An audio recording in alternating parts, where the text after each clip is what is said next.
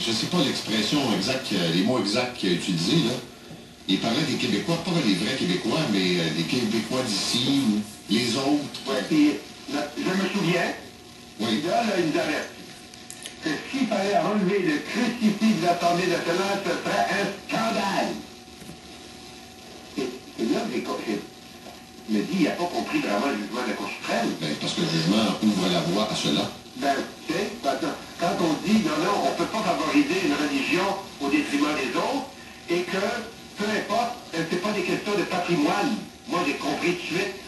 En lisant le jugement, je voyais un crucifix décroché, puis aller s'installer dans le corridor, marqué « Merci à Maurice Duplessis ».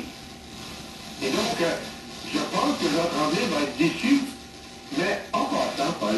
Oui.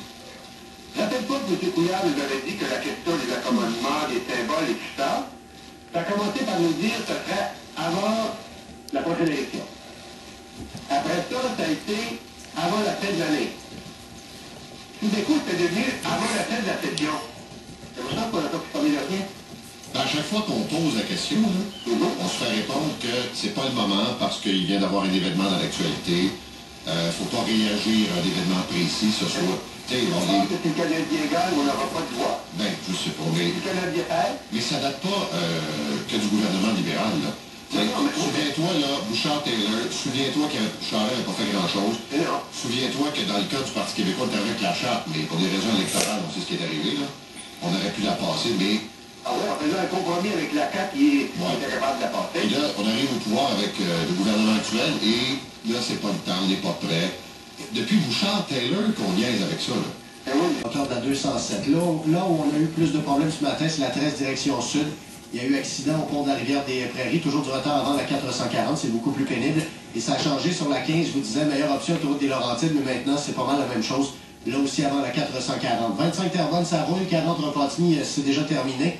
À l'ouest de l'île, on est en mouvement aussi. Le prix de l'essence à Montréal, 1,19 $. Je vous ai parlé plutôt d'un train de passage à la sortie de Victoria. C'est réglé, vous avez repris le mouvement. Nettoyeur pour l'extérieur, Scott plus OxyClean. Dur pour la saleté et les tâches sans danger autour du gazon et des plantes. Le nouveau nettoyeur pour l'extérieur, Scott plus OxyClean. Visitez scott.ca dès aujourd'hui. Vous écoutez le 98.5.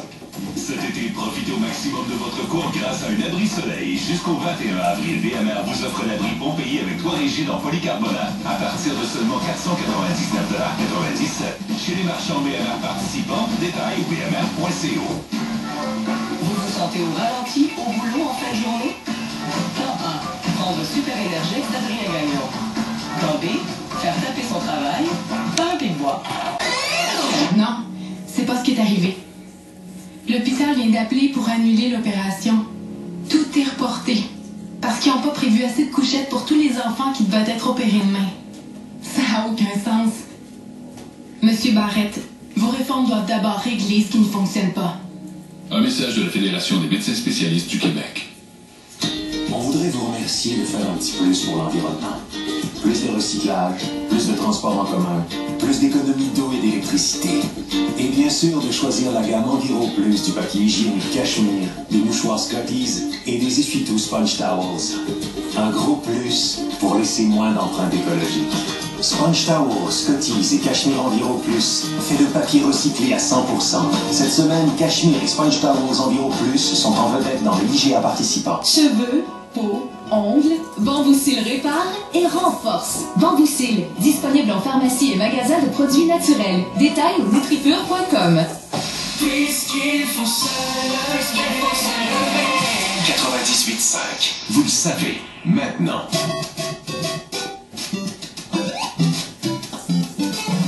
Là, on est dans la préhistoire des jeux vidéo. Tu nous parles ce matin de Game On, qui est une exposition sur les jeux vidéo. C'est au Centre des sciences de Montréal. Oui, vous avez reconnu certainement Mario Bros. On a joué beaucoup à ce jeu et c'est une exposition, en fait, qui n'est pas seulement pour les gamers. Là, je vous rassure tout de suite, c'est une exposition qui est interactive. On est vraiment dans la nostalgie. Moi, j'ai retrouvé les jeux Pong, notamment, qui a été très populaire, l'un des premiers jeux vidéo. Pac-Man aussi, et mon préféré, Donkey Kong. Là, je vous avoue que j'ai joué une grosse demi-heure sur Donkey Kong hier à tenter de délivrer la princesse. Je tiens à dire que j'ai pas réussi. Il y a aussi le Commodore 64 de 1983 qui a été un premier ordinateur aussi où on pouvait jouer. En fait, il y en a plus d'une centaine comme ça. C'est vraiment l'évolution d'hier à aujourd'hui. Et selon Denis Talbot, qui est le porte-parole bien choisi de l'exposition Gamer. C'est Monsieur Jeu vidéo. C'est vraiment Monsieur Jeu vidéo. D'ailleurs, il y avait un beau chandail qui arborait un personnage mythique de jeu vidéo hier. On va se rendre compte très vite en visitant l'exposition que finalement les jeux n'ont pas tellement changé. On constate une chose, c'est qu'on joue sensiblement au même jeu depuis 25 ans. C'est-à-dire les bases de création des premiers jeux sont encore utilisées aujourd'hui, sauf que les moyens de les faire aujourd'hui sont beaucoup plus perfectionnés. La technologie supporte beaucoup plus de trucs, mais si on regarde ça froidement, on joue au même jeu depuis 25 ans. Oui, et c'est vrai, en fait, la technologie, oui, a beaucoup évolué, là, ça c'est vrai avec le 3D et tout, mais il reste que la base du jeu, c'est la même. C'est assez frappant là, quand on commence à jouer au premier jeu jusqu'à aujourd'hui, on s'en rend compte assez facilement. Et il y a différentes sections, donc c'est pas seulement des jeux vidéo, parce que oui, on peut s'amuser, parce que c'est une exposition qui est très tactile, ça c'est hyper intéressant, mais il y a des sections aussi où on en apprend davantage sur la création du jeu, l'histoire, l'équipe derrière tout ça, notamment la musique qui est devenue très populaire, la musique de jeux vidéo. Quand on dit qu'Angèle Dubois fait un disque sur la musique de jeux vidéo, notamment celle-là, très populaire. Il y a les sons. Quand Mario à l'OSM. Ça s'en vient. Oui, ça s'en vient, pourquoi pas. D'ailleurs, il y a plusieurs orchestres qui proposent de la musique de jeux vidéo. Il y a aussi le cinéma qui a eu des versions de films inspirés de jeux. On pense à Lara Croft.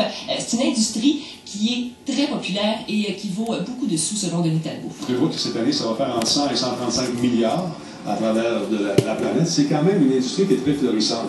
Qu'on a eu, non, il y a du monde qui joue à ça. Des gens qui sont des mordus. Des gens qui sont pas juste des petits boutonneux dans le sous-sol. Il y a des gens plus âgés, avec l'avènement des tablettes, avec l'avènement de la Nintendo, la Wii U, tout ça, des trucs qui ont démocratisé le jeu vidéo, ça s'est fait connaître de plus en plus. Et j'ai testé hier la réalité virtuelle. Ça s'en vient chez nous bientôt, c'est-à-dire que vous avez le masque, si on est dans le futur, là, le masque, donc vous voyez en 3D, soit l'espace, soit le jeu qui... C'est assez particulier, là. Je vous conseille d'essayer. Moi, j'ai tenté un jeu à la ronde. Donc, je suis dans le bateau pirate et j'ai testé ça 5 secondes parce qu'après, je n'étais plus capable. Parce qu'en fait, la gravité est complètement changée. On n'a plus de